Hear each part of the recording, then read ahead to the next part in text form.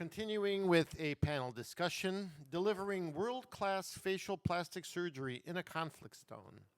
I'd like to bring down here SURESH MOHAN, MD, moderator from Doctors United for Ukraine, Yale Medicine, John FRODEL, MD, FacetoFace Foundation, LEAP Global Mission, and we're going to have a group of virtual from Kyiv, First Regional Clinical Hospital, Dr.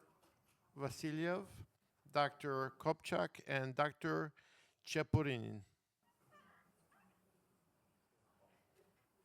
Are you guys ready? Yes. I think virtually, are we ready?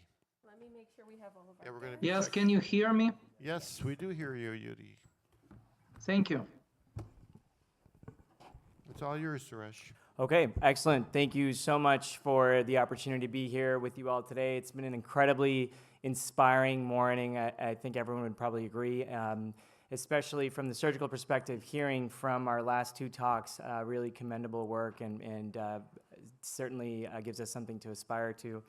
So we've talked about orthoplastic limb reconstruction. We've talked about neurosurgical reconstruction. We're going to change our focus and talk a little bit about craniomaxillofacial reconstruction, which is our home. So my name is SURESH, and I'm a facial plastic reconstructive surgeon at Yale, and I'm joined here by Dr. John FRODEL, who's also a facial plastic surgeon from Ithaca, New York, and I'll introduce our Ukrainian colleagues shortly. So without further ado, I'm going to turn it over to John. We have a lot of slides to cram in here in a short time. So. Okay, thank you very much, Suresh, and for the organizers inviting me. I'm very flattered to be here today. No conflicts of interest. A lot of this I go through quickly just because you all know it, but when Russia invaded Ukraine in 2022, it was something that changed my life for reasons that I'll never understand, but I'm not going to make an issue of that. People thought it would last just a couple of days, but they didn't know the resolve of the Ukrainian people. One of the comments I heard early on the news was that it was like World War II, but in color. And you all know what I'm talking about here. One of the times I was in Krakow, which is where we generally base our entry into Ukraine, there was an exhibit in the square, and it compared World War II London to what went on in the eastern cities in Ukraine, Kyiv and Dnipro in particular. And the similarities from black and white to color photos are stunning. In particular, this one with the people trying to board the trains to get out of the countries, the crowded subways, etc. But I just found all these photos online very touching. The difference from World War II is the firepower and the amount of damage that was delivered by the invaders.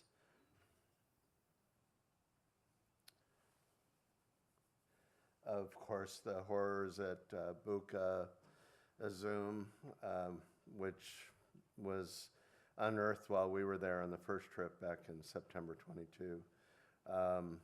Cruise missile hitting Okmadik in Kyiv in July of 2024. I was just there a month before that. Then these satellite views of cities before and after. We all know what happened in Mariupol and the horrors there. But somehow, through all these tears and everything, the Ukrainian stayed strong and continued to fight. I missed the talk this morning on injury management at the front line, and I apologize because I would have liked to have seen that. But these photographs from the early day of the war were just really amazing to me, seeing these soldiers being taken care of in the basements of homes and office buildings and whatnot. And I know things have come a long way, but so has drone technology, which has had an impact on evacuation issues from what I understand. So the war, the toll, we really don't know the total numbers. I just keep throwing new ones in here when I read them, but they're enormous. So why did I get involved in the conflict? I have absolutely no Ukrainian roots. Probably 4 years ago, I could not have told you where Ukraine was on a map. But my background is that in the 90s, when the former Soviet Union broke up, I'd been invited to be part of a team that went to Croatia to do facial war injuries by our new FacetoFace branch of the American Academy of Facial Plastic and Reconstructive Surgery. I ended up going there 4 or 5 times over the next few years and really saw how the Croatian doctors became self-sufficient in all the technology that we had at the time, including microvascular surgery. And it was an successful endeavor and very rewarding to me personally. I'm a bit of a news junkie, so late in 21 and January 22, I could see there would be little snippets on the news of the Russians building up on the Belarusian and Russian border of Ukraine, and it just looked like something bad was going to happen. So when the invasion occurred in late February, a button got pushed on me, and I contacted our Academy president, and then he forwarded my email on to the current chairman of our FacetoFace group at the time, Manoj Abraham. The Academy immediately offered support, and we agreed to get involved and act on it. But we really didn't know what to do from there. None of us really had firm Ukrainian contacts.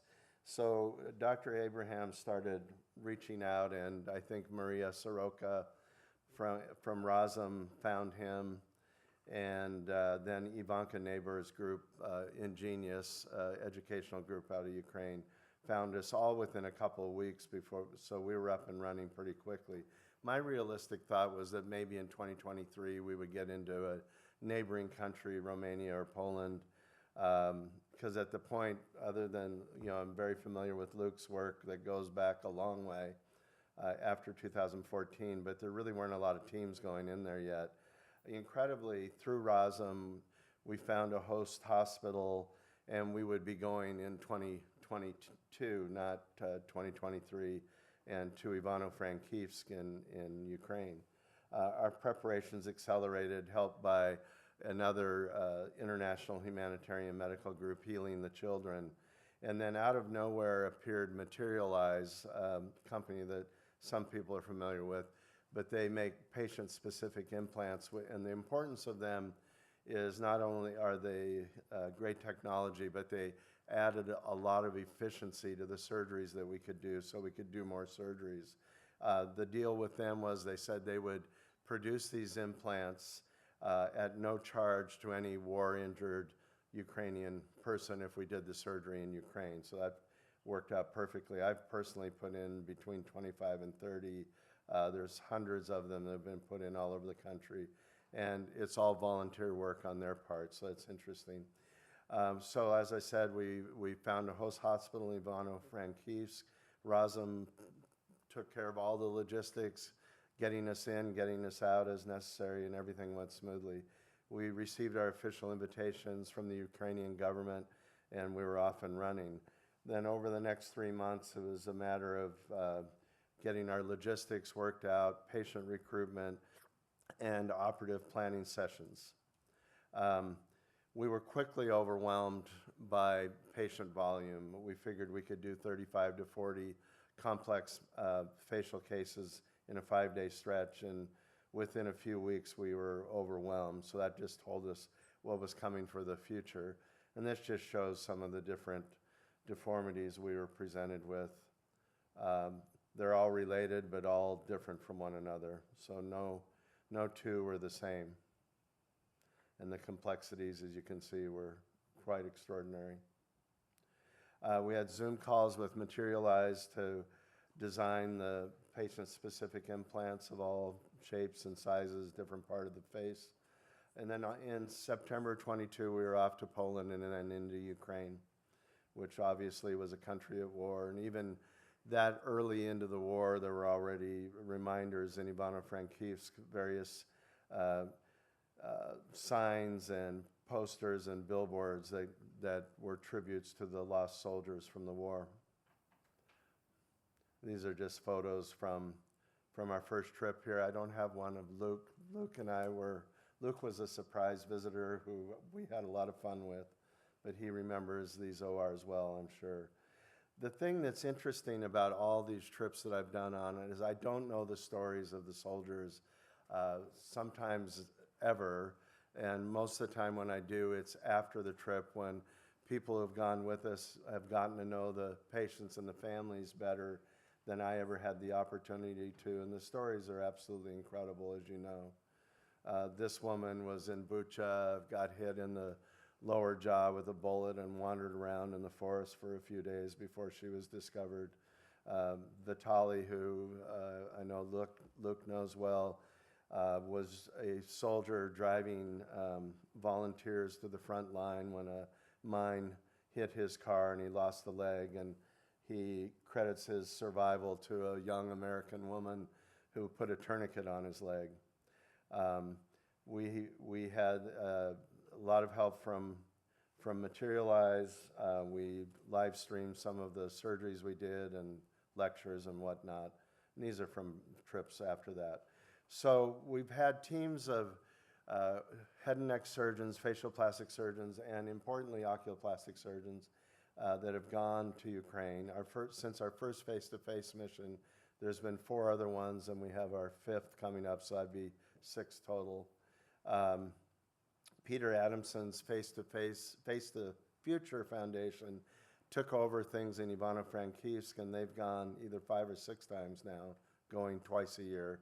Steve Orton's LEAP Global Missions out of Dallas, and different subgroups of them, including in particular oculoplastic surgeons, have been over 10 times now. And more recently, SURESH and Doctors United for Ukraine have been to Superhumans in Lviv, and I've been fortunate enough to be part of that. I say 350 total complex secondary deformity surgeries have been done, but it's actually a lot more than that when you consider the oculoplastic surgeons. Sorry for the formatting on my slides here, but with each mission we've had more and more native Ukrainians and Ukrainian American doctors and nurses join our team, and that has made it even more rewarding, as you might imagine. Here's from our recent trip with everybody in this group is in the room, I think, right now. We've been fortunate enough to get a lot of Ukrainian media, and that has been very helpful. Literally every trip I've been on, we've had Ukrainian media, and then obviously national and international media as well. But we're constantly reminded by the reality of it, even in Lviv, when I was there a little over a year ago, a couple of Kinzhal missiles hit, and this young family, except for the father, was lost. One of the striking images that I see every time I go to Lviv is a former football field, soccer field, that now has been converted to a cemetery, and each time we go by, it's more full of graves. And certainly those of you who've been to Independence Square in Kyiv have seen the incredible image of 100 yards of small flags representing those who have died. These are, I always take a photo of the sign going in, and my 10th trip will be in a couple of weeks, actually. This is an article I wrote in our Academy Journal documenting my first trip over there and how it's very much changed my life. So since our initial conversations in early March of 2022, we've had about 20 successful surgical missions to Ukraine for facial surgery, and certainly all the credit and support needs to be appreciated, and I won't go over it all now, but in particular, I want to thank Razum and Materialize and all their amazing volunteers, mainly Ukrainian. My favorite dog in Ukraine, who now has been witnessed by somebody other than me. I am given patches when I go over there and put them on my thing here, and I know some of you were at Carnegie Hall a couple of years ago. These 2 photos are very meaningful to me. On the left was a coffee shop across from the hotel in Kyiv. And when I was walking over to Independence Square, there was this billboard, and I just thought it was a cool picture of this Ukrainian track person Puma ad, obviously, but little did I know she was, I'm terrible at pronouncing Ukrainian names, but I know it's Yaroslava, and she won the gold medal in the high jump in the Paris Olympics. So hope exists. We got a long way to go. It'd help if the war would end. So it's a long-term project, as we saw with the orthopedic work. The need for assistance continues to be staggering. And the importance of education and training has been emphasized by the previous talks, is very important, and that's where our focus is now. Slava Ukraini.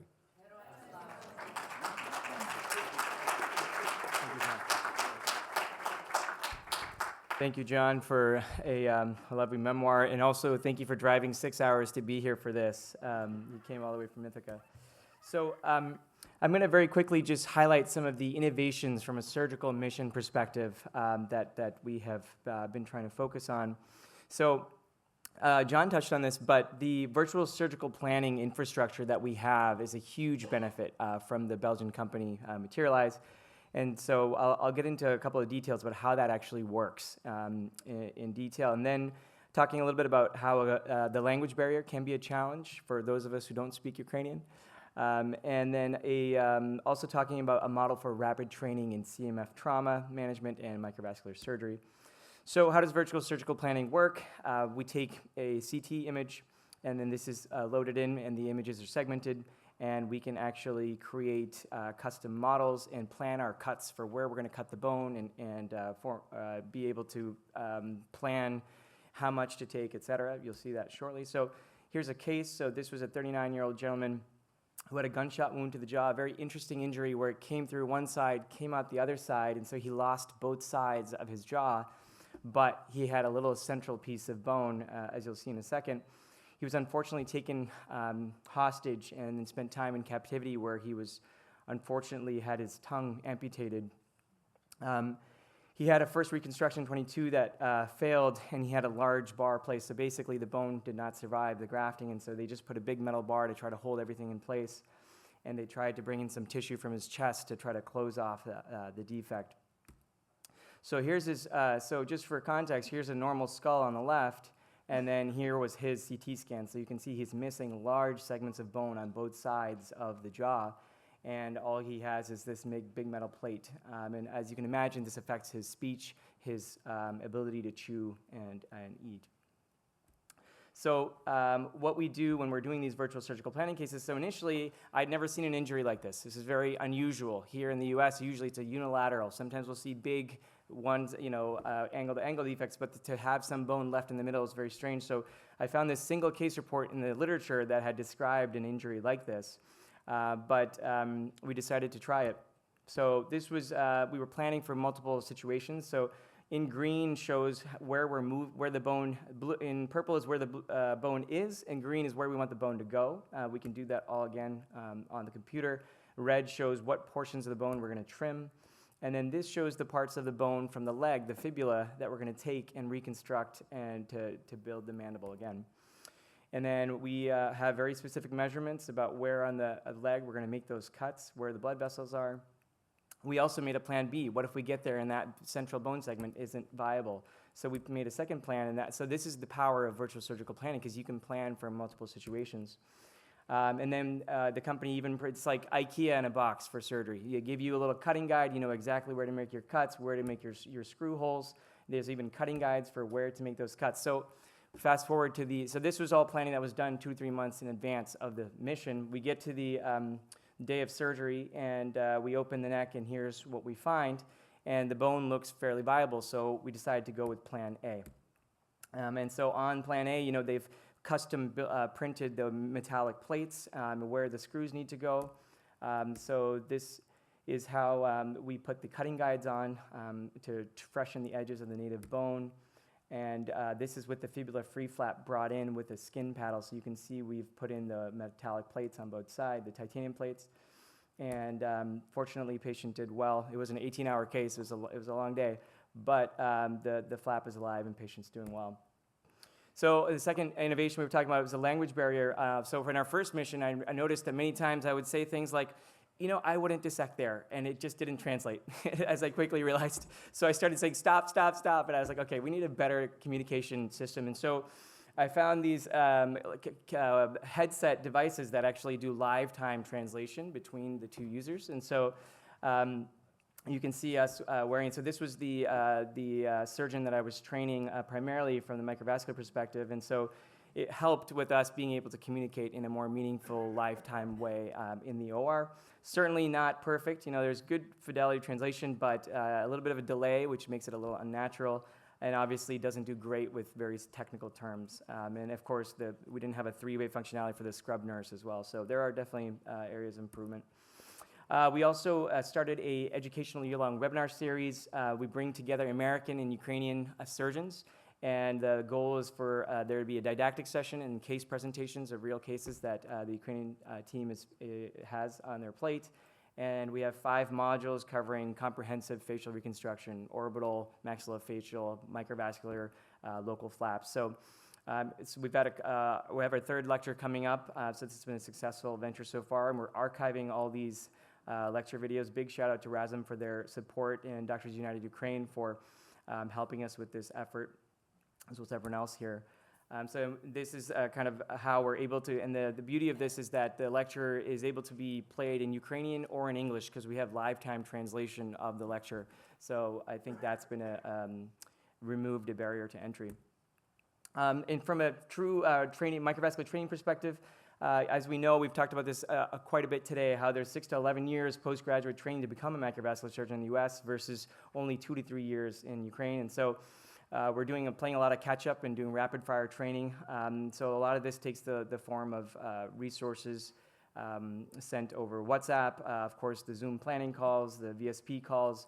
On our first mission, we did 2 free flaps, and then this past 2 weeks ago, we were back in Lviv for 4 consecutive free flaps. And by the 4th day, I could tell there was already notable improvement in the surgeons we were training. So this is what we've been doing. So I'll finish here and turn it over to our team on the ground in Kyiv. So introducing Dr. OLEKSANDR VASYLIEV, who is the head of the Department of Maxillofacial Surgery at Kyiv Regional Clinical Hospital, as well as Professor Andriy Kopchak, who is at Bogomolets National Medical University. And without further ado. Dear Dr. Suresh, dear colleagues, thank you very much for such a great possibility to speak and present our experience during this lecture. Next slide, please. In February 2022, Kyiv and Kyiv region appears in the center of military activities, heavy shells and bombings and mine attacks. And from many places in Kyiv region, we gain patients with maxillofacial injuries. Next slide, please. Still, all our team, all maxillofacial surgeons in Kyiv and Kyiv region hospitals stay in their places, do not leave country and city, and continue their work. Please, next slide. Next. At the beginning, there were a lot of very severe and complex cases of acute gunshot and blast injuries, and we need to treat them. Next slide, please. But now, when the front line is far from our city, we have even much higher number of cases for secondary reconstructions. And all those cases appear to be very complex for us, and we feel lack of resources to solve them, and which is more important, lack of knowledge how to deal with such a cases. Next slide, please. Yeah, except this, the military activities continue, and our healthcare institutions are under attack, even in Kyiv city and Lviv and many other cities. Here we can see our children on hospital, and our colleague Oleg Golubchenko, maxillofacial surgeon from that very hospital, operating during the rocket attack. So in such conditions, I think it is impossible, please next slide, to deal with all these challenges without help of volunteers and our foreign partners from America and Europe. And at this point, I would like to say thank you very much for our American colleagues and friends who are the great surgeons and great personalities. Please, next slide. First of all, it's Mark Mims and his team from Oklahoma University. It was an amazing course for our surgeons where we learned the microvascular techniques. I will present the results and the cases operated after that. We have the possibility to learn everything in a hospital and to have a wonderful cadaver course there for a very intensive month's training of all our team. Please, next slide. Next. The Arkansas and Yale University, where our surgeons were trained for microvascular and reconstructive surgery. I would like to say thank you very much for teams from those institutions, from Yale University and from all volunteers involved in this, in creating such a possibilities. Next slide. We were strongly inspired and learned a lot from our colleagues who come to Ukraine directly to operate with us, to help our patients, but also it was a kind of training.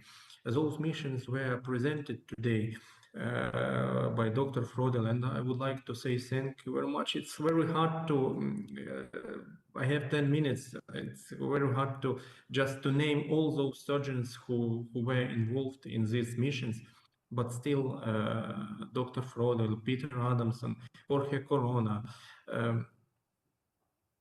Raymond Cho, and all other surgeons who come to Kyiv in very which is now a very unsafe and uncomfortable place because of blackouts, as they are really great surgeons, great teachers, and great personalities. And because of this intensive communication and cooperation, we developed and improved our skills in complex reconstructions. Please, next slide. Because the necessity of such cases is extreme.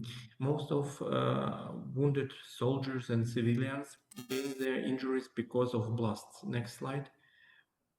They have a severe combined injuries which cannot be treated in at least 13.6% of cases require the microvascular free flap reconstructions.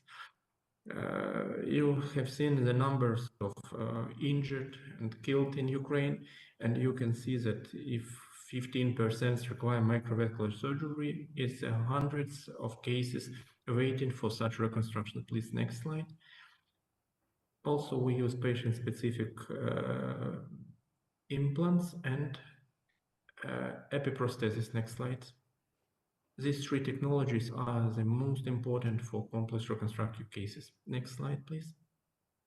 I should say that in many wounded soldiers, we cannot use the simple algorithm of plastic reconstruction of the defect because local and regional, even regional flaps are not always effective. In many cases, we need to come directly to free tissue transfer. Next slide. The cases like this, they need immediate microvascular reconstruction. Next slide, please. What kind of labs we used? We learned them in Oklahoma with Dr. Mims and his colleagues. Radio-4-arm lab, please, next slide. And next here, how we use it for defect of the mandibular area, but it's only soft tissue defect where the bone is not affected. Please, next time.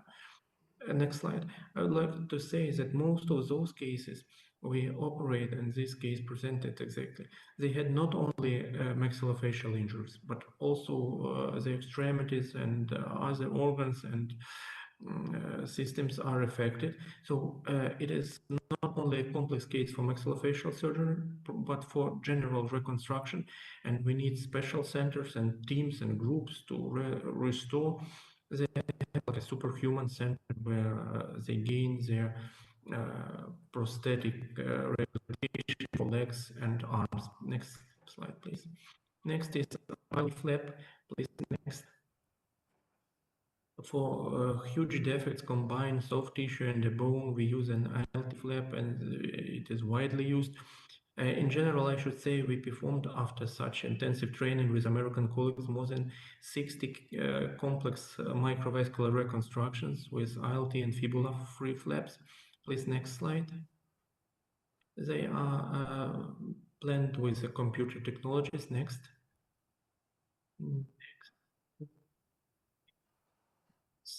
Immediate and late results.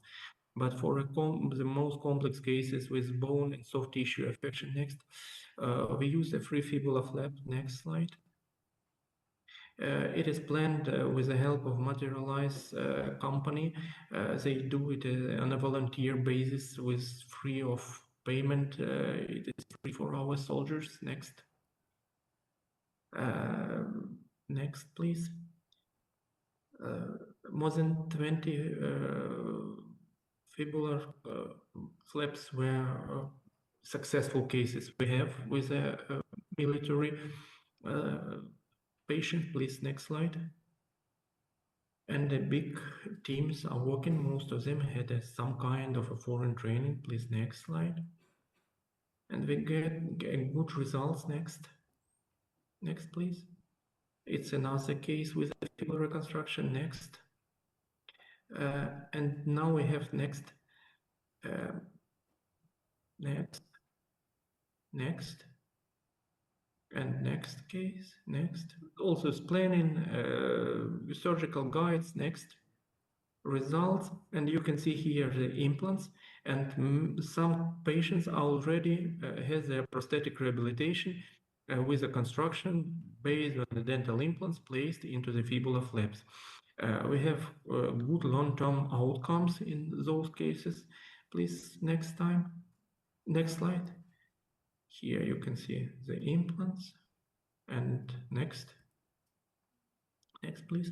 The big teams are working, but what I should say, the very important thing for this reconstruction is that a psychological state of our patient is strongly affected. And a lesson of war is that we should think not only about the anatomical and functional results, but also a social and psychological support of those patients. Because many cases we consider successful, they have a very big problems with alcohol, drugs, with sometimes a depression, and it practically make impossible their further socialization and step-by-step multi-stage surgeries. So psychological support is very important for such cases, and we are working on this because we have a lack of medical psychologists, and even those we have, they are not enough to cover the huge number of wounded who has a very strong psychological deficiency because of their affected faces. And once again, I would like, next slide. Next. Say thank you for our American friends and colleagues. Without your help and support, I think it will be impossible to implement in such short period of time the modern technologies to our clinical practice. Thank you very much. I thank you for the possibility to be here.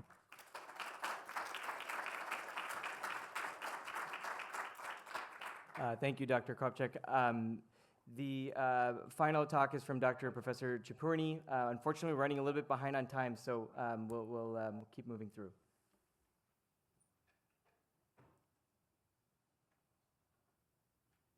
Good afternoon, dear colleagues. Thank you very much for this opportunity to participate in this event.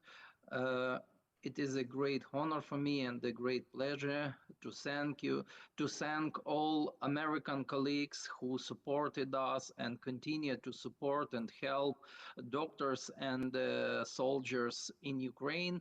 And let me continue and talk about other very important and difficult topic, rehabilitation of patients with anophthalmos combined with injuries of orbital walls. Next slide. Me and Professor Andriy Kopchak are representatives of the biggest Ukrainian medical university, which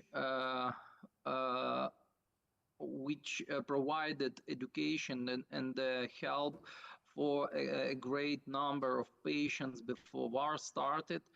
But war dramatically changed not only our life, but additionally conditions of our work. Next, we started to have a deal with dramatically complicated cases. On this slide, you can see a view from our hospital at the first month of the war. Next, please. And we analyzed that after beginning of the war, the number of complicated cases, orbital cases, with the injuries of the eyeball, eyelids, with the multifragmental fractures of the zygoma and orbital walls increase. We had a deal and continue to have a deal with severe eyelid defects and deformities, lacrimal disorders, fractures of maxillary sinuses. But the one big challenge is management of the patients with post-traumatic anophthalmos due to the war-related injuries. Next slide. And here you can see eyes of the war. Andrei showed you faces, but eyes is very difficult and very important challenge of this war, because it's always very social, very personal situation for our patients. Absence of eyeball is a problem for their social rehabilitation.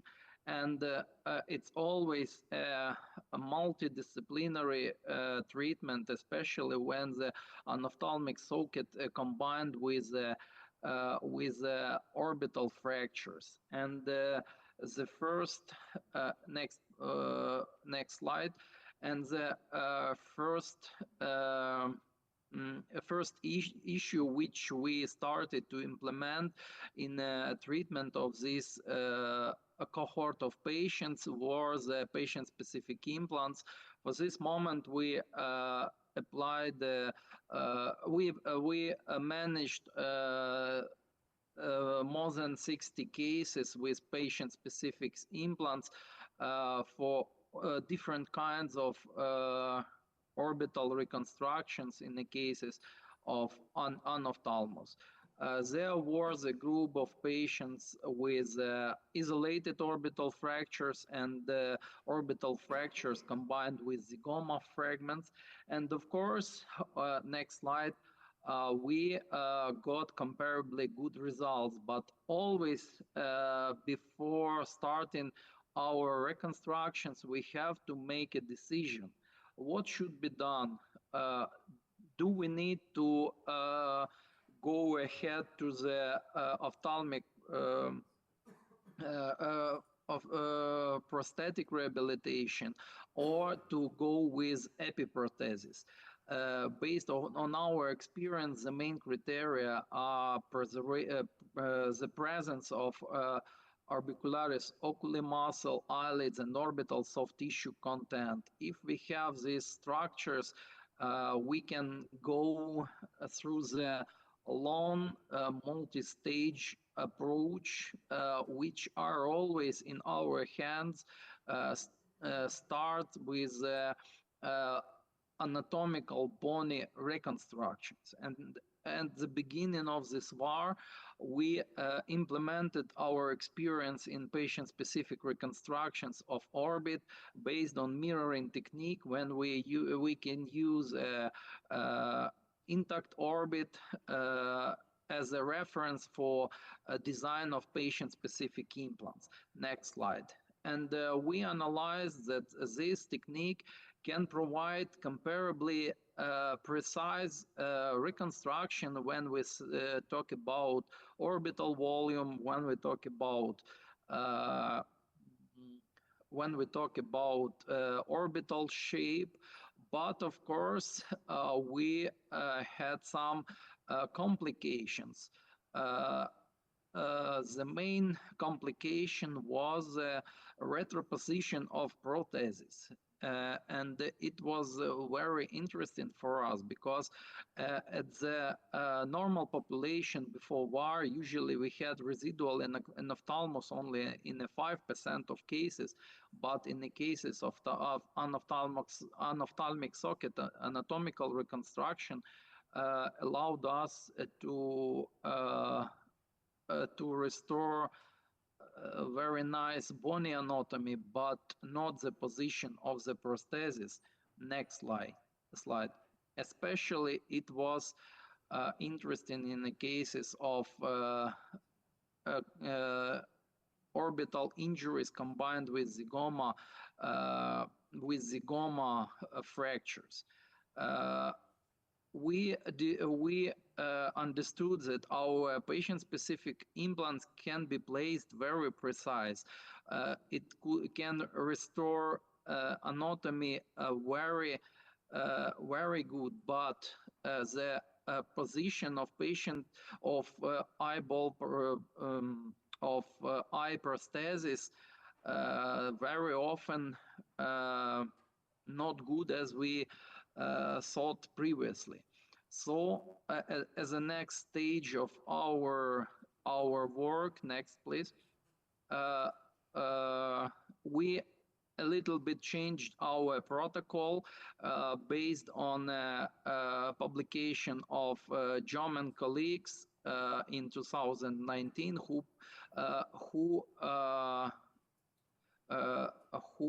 started to perform extra orbital volume reconstruction with the formation of the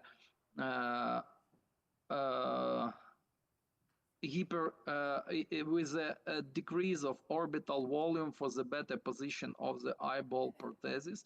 Next. And we started this to apply this protocol between our soldiers. Here was the first our case where we planned patient-specific implant with some extra volume, aiming to decrease the orbital volume and the correct retroposition of the prosthesis. And here, next slide, you can see the results.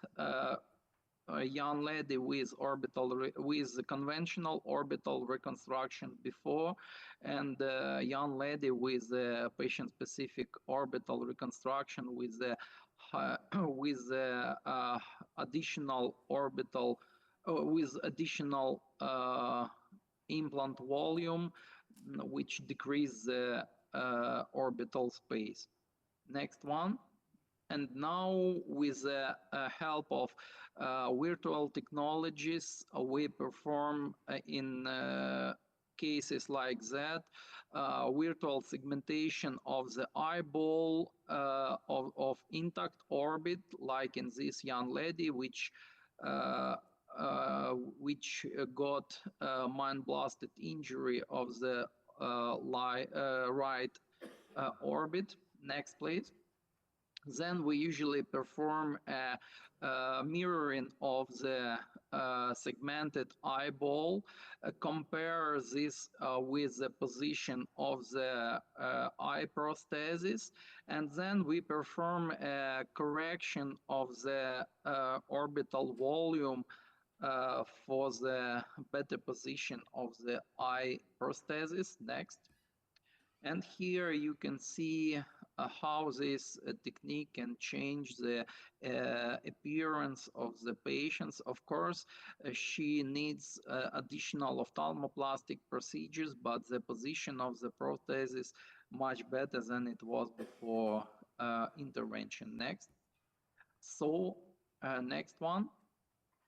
Yes. So, at the end stages of my presentation, I want to say that the problem of patients who lost their eyeball during the combat activities is a very important and very challenging task of our work as maxillofacial surgeons.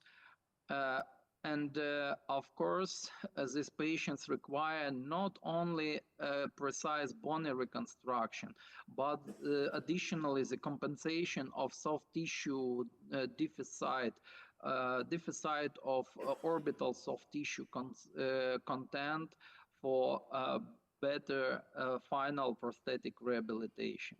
Always this kind of surgeries require multidisciplinary approach when we work together with ENT surgeons, with ophthalmoplastic surgeons, and of course all the missions of ophthalmoplastic surgeons which held in our department were very useful for not only for patients but for doctors too, and provided more experience for all of us. And of course, patient-specific implants, it's a great tool for management of complicated cases. However, I want to say that, next slide, patient-specific implants, it's only instruments in our hands. They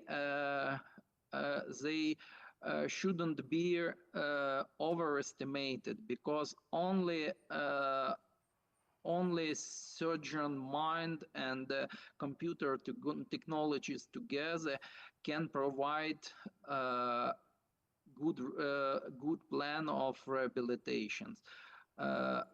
Only surgeons can do their work, and patient-specific implants, it's only a very precise and very cool tools for surgeries, but they can provide the final results. So thank you very much again for this opportunity, and I want to say thank you for all doctors who visited Ukraine, who helped our soldiers, and who trained our doctors.